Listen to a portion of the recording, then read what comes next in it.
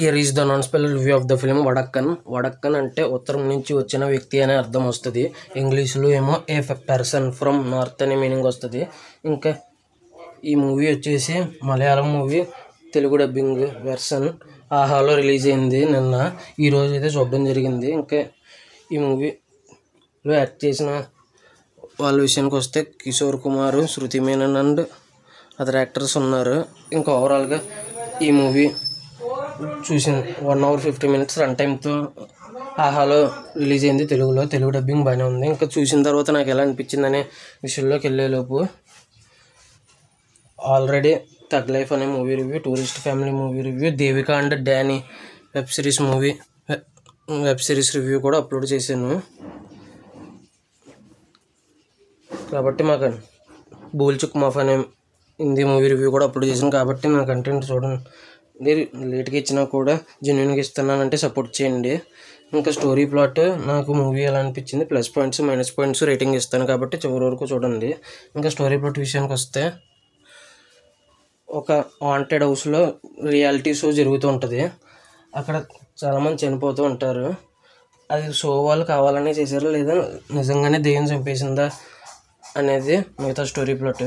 ఇంకా ఓవరాల్గా ఈ మూవీ గురించి చెప్పాలంటే నచ్చలేదండి. It is a below average movie అని అయితే అనిపించింది నాకైతే. ఇంకా ప్లస్ పాయింట్స్కి వెళ్ళిపోతాం. ఇంకా ప్లస్ పాయింట్స్ వచ్చేసి సినిమాలో స్టార్టింగ్ 10 minutes బాగుంది. ఇంకా తర్వాత సెకండ్ హాఫ్లో స్టార్టింగ్ 10 minutesలో ఒక ఫ్లాష్ బ్యాక్ ఉంటుంది. ఆ ఫ్లాష్ బ్యాక్ ఇంట్రెస్టింగ్గానే ఉంది, ఒక ఫ్లాష్ బ్యాక్ సీక్వెన్స్. ఇంకొకటి క్లైమాక్స్లో ఒక 15 minutes ఇంట్రెస్టింగ్గా ఉంది. ఇవి తప్ప ఇంకేమీ ప్లస్ పాయింట్స్ లేవు. ఇంకా సినిమా వచ్చేసి చాలా స్లోగా ఉంటుంది.